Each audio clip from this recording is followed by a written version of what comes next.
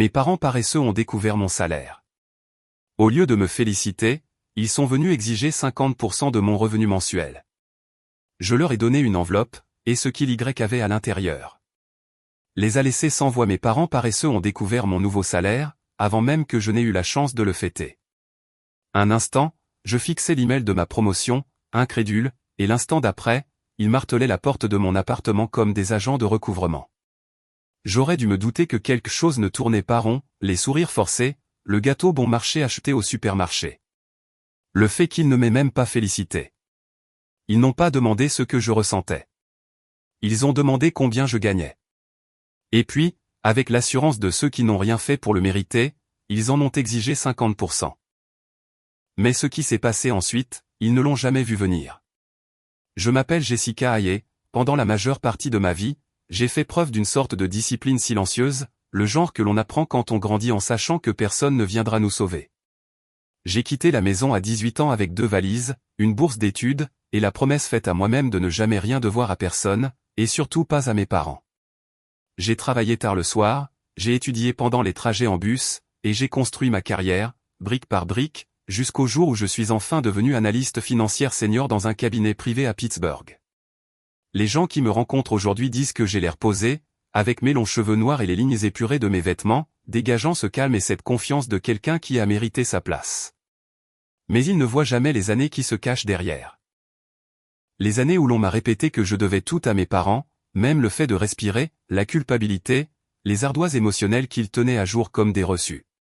Ce soir-là, quand ils ont débarqué chez moi sans invitation, toutes ces années me sont revenues en pleine figure d'un seul coup.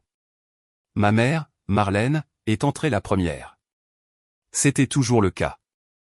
Une forte odeur de parfum m'a frappé avant même son sourire, un sourire mince, répété, le genre qu'elle réservait aux dames de l'église quand elles voulaient attirer la sympathie. Papa suivait derrière, les mains enfoncées dans les poches de sa veste, comme s'il cachait quelque chose. Ils ont posé le gâteau sous plastique sur mon comptoir comme si c'était un cadeau, mais leurs yeux scannaient déjà la pièce, en train de calculer. Alors, maman a dit, en se glissant sur une chaise à ma petite table de cuisine, « Ton salaire a sacrément augmenté. » Elle n'a pas demandé comment s'était passée ma journée. Elle n'a même pas fait semblant. J'ai essayé de garder une voix stable. Oui, j'ai travaillé pour ça pendant longtemps. Papa a laissé échapper un sifflement bas. Tu t'en sors bien, Jess. Mieux que nous. Et après tout ce qu'on a fait. Il a laissé la phrase en suspens, comme un appât. J'avais entendu cette phrase depuis mon enfance, à chaque repas, chaque trajet en voiture, chaque formulaire scolaire. Il consignait tout cela comme des dettes dans un grand livre de comptes. Maman s'est penchée en avant, les coudes sur ma table. Nous pensons qu'il est juste, dit-elle doucement, que tu contribues au ménage. 50% de ton revenu mensuel, juste le temps qu'on se remette sur pied. Ils ont dit ça comme une faveur, comme un devoir, comme une facture que j'avais oublié de payer. Ma poitrine s'est serrée. Mes épaules se sont instinctivement rejetées en arrière, une vieille habitude, une vieille armure. Parce qu'à ce moment-là, j'ai enfin compris quelque chose. Ce n'était pas une demande. C'était un recouvrement de créances. Pendant un moment, je suis restée assise là, à les regarder de l'autre côté de ma propre table de cuisine. La même table pour laquelle j'avais fait des heures supplémentaires. La même table qu'ils ne m'avaient jamais aidé à acheter, à déménager ou à monter. Ma mère tapotait ses ongles sur la surface, comme si elle attendait qu'un serveur prenne sa commande.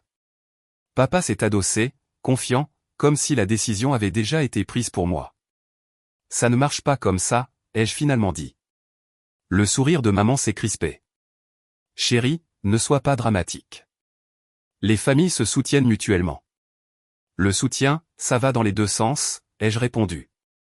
Papa a ricané. On t'a élevé, nourri, donné un toit. Tu ne serais pas là où tu es sans nous. Et voilà, le vieux scénario. Mot pour mot. Je l'avais entendu chaque fois qu'il voulait quelque chose, des manuels scolaires, l'argent du loyer, des cadeaux de vacances qu'ils ne pouvaient pas se permettre mais qu'ils insistaient pour acheter. Sauf qu'à l'époque, je n'avais pas le cran de riposter. Mais ce soir, quelque chose s'est fissuré. Tu as quitté la maison à 18 ans, dit maman sèchement. On n'a pas posé de questions.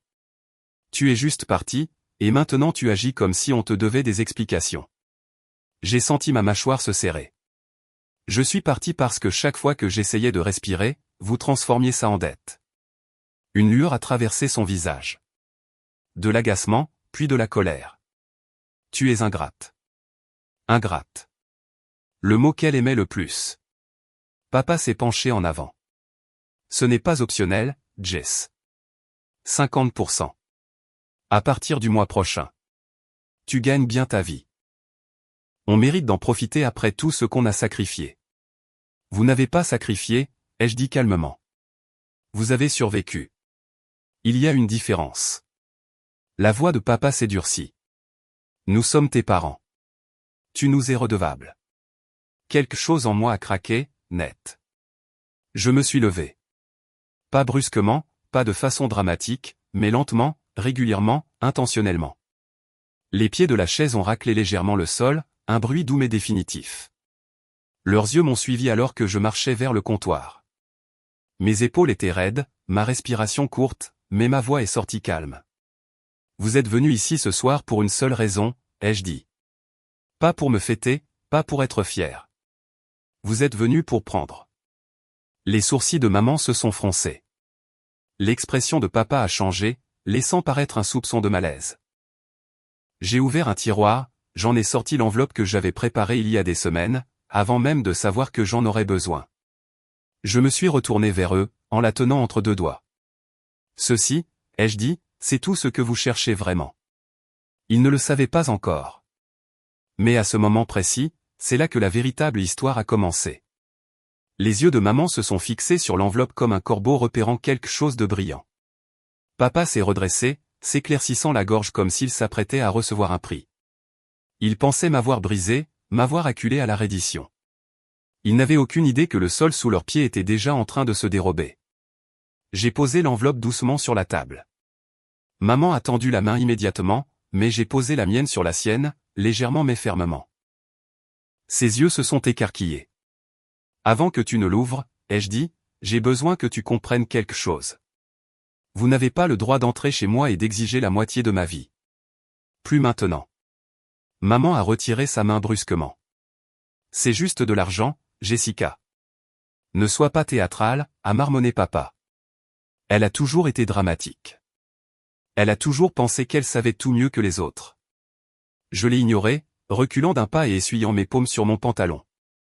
Mon cœur battait la chamade, mais ma voix est restée égale, contrôlée d'une manière qui m'a déconcerté moi-même. Maman a tiré l'enveloppe vers elle. Si c'est ta façon de jouer les durs, ce n'est pas le cas, ai-je dit.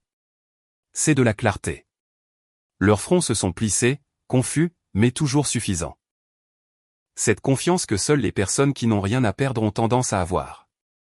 Jessica, nous sommes tes parents, a insisté papa. Cette attitude que tu as. C'est ce qui te sépare du reste d'entre nous.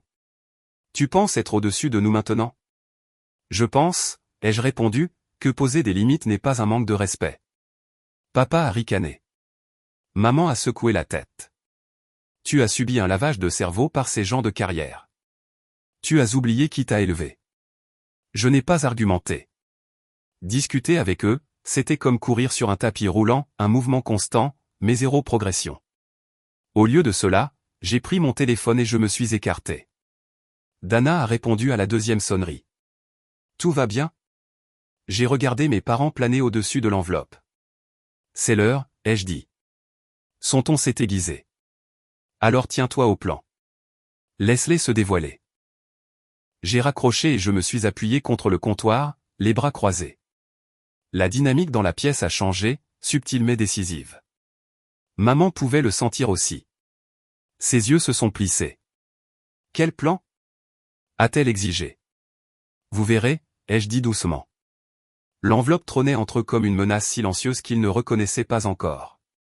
Maman a fini par l'ouvrir brusquement. Des papiers ont glissé, nets, notariés, inratables. Pas d'argent, pas d'excuses, pas de reddition, juste la vérité. Une vérité qu'ils avaient eux-mêmes signée il y a des années. En parcourant la première page, leurs sourires narquois ont vacillé. Leurs doigts se sont figés. Leur confiance s'est vidée dans le silence. Et dans cet instant parfaitement immobile, ils ont finalement réalisé que cela ne se passait pas comme ils l'avaient imaginé. Pendant quelques secondes, le seul son dans ma cuisine était le bourdonnement du réfrigérateur. Les yeux de maman ont parcouru la page une fois, deux fois, puis une troisième fois, chaque passage drainant plus de couleur de son visage. Papa clignait des yeux rapidement, comme s'il n'arrivait pas à faire la mise au point. Leurs mains, qui quelques instants plus tôt s'étaient tendues vers cette enveloppe avec tant d'assurance, tremblaient maintenant au-dessus de la table. Ce n'est pas réel, a balbutié maman. Oh, c'est réel, ai-je dit. Vos signatures sont en bas. Papa a plissé les yeux sur la page. Nous n'avons pas signé ça. Nous ne ferions jamais. Vous l'avez fait, ai-je répondu. Il y a 3 ans. Vous vous souvenez quand vous m'avez dit que vous vouliez protéger mon avenir, et que vous avez insisté pour rédiger une déclaration afin que je ne sois pas responsable de vos choix financiers? C'est ce document. Maman a fouillé dans sa mémoire, cherchant désespérément une échappatoire. Nous ne savions pas ce que nous signions. Vous en compreniez assez pour me l'imposer, ai-je dit. Vous en compreniez assez pour dire aux gens que vous étiez fiers que je vole de mes propres ailes. Mais maintenant que vous voulez de l'argent, c'est soudainement invalide. Le silence qui a suivi était lourd et bancal, comme une table aux pieds cassés. Papa a claqué les papiers sur la table. Ça ne veut rien dire. Ça veut tout dire, ai-je dit. Juridiquement, financièrement, moralement. Vous n'avez aucun droit sur mes revenus. Vous n'en avez jamais eu. Maman a serré les bords des papiers comme si les agripper assez fort pouvait changer les mots. Nous ne t'avons pas élevé pour être aussi cruel, a-t-elle dit, sa voix se brisant dans cette performance familière. Cruel, ai-je répété. Vous avez exigé 50% de mon salaire le soir où j'ai accompli quelque chose que vous n'avez jamais soutenu. Vous êtes entré chez moi et vous m'avez traité comme un chèque de paie. Et maintenant, vous voulez me traiter de cruel? Papa a repoussé sa chaise et s'est levé, pointant un doigt tremblant vers moi. Ne parle pas à ta mère comme ça. Je me suis approché. Alors arrêtez de me traiter comme un portefeuille. Pour la première fois de ma vie, il n'avait pas de réplique. Sa bouche a bougé, mais seul de l'air en est sorti. Maman a claqué les papiers sur la table. On ira au tribunal, a-t-elle claqué. Si tu penses que quelques bouts de papier vont nous arrêter. Vous l'avez déjà fait, ai-je dit. Leurs têtes se sont relevées brusquement. Quoi, a demandé papa. Vous avez déjà déposé une requête, ai-je dit calmement. Une demande de pension alimentaire parentale. J'ai reçu l'avis il y a 2 jours. Le visage de maman s'est relâché. Papa s'est figé comme si quelqu'un avait appuyé sur pause. Il ne s'attendait pas à ce que je le découvre si tôt. Il ne s'attendait certainement pas à ce que je le dise à voix haute. Et avant que vous ne demandiez, ai-je ajouté, oui, j'ai vu les faux messages que vous avez soumis. Ceux soi-disant de moi, promettant des paiements mensuels. Le numéro différait d'un chiffre du mien. C'était bâclé. Le souffle de maman s'est coupé. Papa a reculé d'un pas, vous avez commis une fraude, ai-je dit. Vous avez dépassé le stade du sentiment de droit. Vous en avez fait quelque chose de criminel. Maman a fouillé dans son sac à main avec des mains frénétiques. Nous pouvons expliquer. Vous aurez l'occasion de le faire, ai-je répondu, devant un juge. La voix de papa s'est élevée, se brisant. Tu ne ferais pas ça à tes propres parents. Vous l'avez déjà fait à votre propre fille, ai-je dit doucement. Tout ce que je fais maintenant, c'est me défendre. À ce moment précis, l'interphone a sonné. 3 carillons courts. Papa a sursauté. Maman a halté. Je n'ai pas bougé. Un instant plus tard, des pas ont résonné dans le couloir. 2 femmes sont entrées quand j'ai ouvert la porte, Dana, dans son élégant manteau camel, et un officier tenant un dossier. Maman a reculé comme si les murs se refermaient sur elle. Bonsoir, a dit Dana, calme comme un chirurgien. Je crois que nous avons des documents pour les Haye. L'officier s'est avancé. Marlène et Richard Haye? Maman a secoué la tête violemment. C'est inutile. On peut parler, Jessica. Dis-leur que. C'est requis, a dit l'officier. Vous êtes assigné concernant des preuves frauduleuses soumises dans une requête civile, et pour tentative d'extorsion de soutien financier sous de faux prétextes. Les genoux de papa ont failli lâcher. Vous ne pouvez pas faire ça. Nous sommes une famille. Dana lui a jeté un coup d'œil. La famille n'est pas un bouclier quand on enfreint la loi. La voix de maman a éclaté en une panique aiguë. Elle nous a piégés. Elle a planifié tout ça. Cette enveloppe. Elle nous a tendu un piège. Cette enveloppe, a dit Dana, contient une déclaration notariée que vous avez tous deux signée volontairement. Vous ne pouvez pas plaider l'ignorance maintenant. Papa s'est précipité en avant, la voix brisée. Nous avions besoin de cet argent, et elle. Elle avait besoin de parents, a répliqué Dana. Tout ce qu'elle a jamais eu, ce sont des agents de recouvrement. Les mots ont frappé la pièce comme une gifle. Maman a pressé ses mains sur son visage, sanglotant par hoquets dramatiques. Papa a attrapé une chaise avant que ses jambes ne cèdent complètement. L'officier a remis les documents. Vous recevrez votre date d'audience dans la semaine à venir. Quand la porte s'est refermée derrière eux, l'appartement a semblé plus léger, comme si quelqu'un avait ouvert une fenêtre dans une maison fermée depuis des années. Mais ce n'était pas la fin. La salle d'audience était froide, le matin de l'audience, trop lumineuse, trop stérile. Mes parents étaient assis à une table, voûtés et pâles. Maman avait les yeux rouges comme si elle avait passé des heures à pleurer. Papa fixait ses genoux, la mâchoire serrée si fort que cela semblait douloureux. Dana se tenait à côté de moi avec une confiance calme. Quand le juge a lu la liste des accusations, maman a immédiatement éclaté en sanglots. Votre honneur, nous voulions seulement que notre fille nous aide. Nous sommes dans une situation si difficile. Elle nous a abandonnés. Dana a pris la parole. Votre honneur, si je peux me permettre. Elle s'est approchée avec une pile de papier. Les plaignants possèdent une propriété dans cette ville et reçoivent un revenu de retraite régulier. Leur prétention de difficulté financière est fausse. Plus important encore, elle a soulevé les faux messages, ceux-ci sont fabriqués. Le numéro n'appartient pas à Madame Aye, et nous avons les relevés de l'opérateur téléphonique pour le prouver. Le juge a étudié les documents, son expression s'assombrissant. Maman a sangloté plus fort. Papa a marmonné, c'est ridicule. Puis la porte s'est ouverte. Béatrice, ma grand-mère, est entrée lentement avec sa canne. La salle est devenue silencieuse. Elle a pris la barre avec des mains stables et a parlé d'une voix assez claire pour couper du verre. Jessica n'a rien demandé à ces deux-là. Elle a quitté la maison à 18 ans et a construit sa propre vie. Ils ne l'ont jamais soutenue. Ils l'ont drainée. Elle ne leur doit rien. Les sanglots de maman se sont transformés en un halètement. Maman, comment as-tu pu? Grand-mère ne l'a pas regardé. La vérité compte plus que le sang. Le juge s'est adossé et a expiré. Compte tenu des preuves frauduleuses, de l'absence de difficultés démontrées et du témoignage fourni, cette requête est rejetée. De plus, le tribunal impose une amende pour la soumission de documents falsifiés.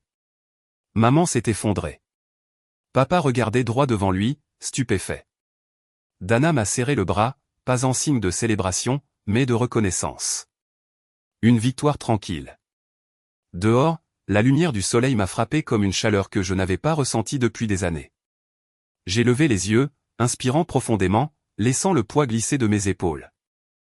Derrière moi, mes parents se tenaient figés sur les marches du tribunal, petits, vaincus et sans voix, exactement comme l'enveloppe l'avait promis. La semaine qui a suivi l'audience a semblé étrangement calme, comme si quelqu'un avait baissé le volume de ma vie entière. Pas de notifications bourdonnantes, pas de messages imbibés de culpabilité, pas de coups soudains à ma porte, juste le silence, un genre de silence dont je n'avais pas réalisé que j'avais envie depuis des années. J'ai quitté mon ancien appartement pour emménager dans un endroit plus petit près du centre-ville de Pittsburgh, assez haut pour que le bruit de la ville se transforme en un doux bourdonnement. Je l'ai rempli lentement, un fauteuil en velours bleu d'une friperie, une lampe à la lueur ambrée et chaude, un petit cactus qui refusait inexplicablement de mourir. Pour la première fois, chaque coin de ma maison semblait m'appartenir, à moi et à moi seul.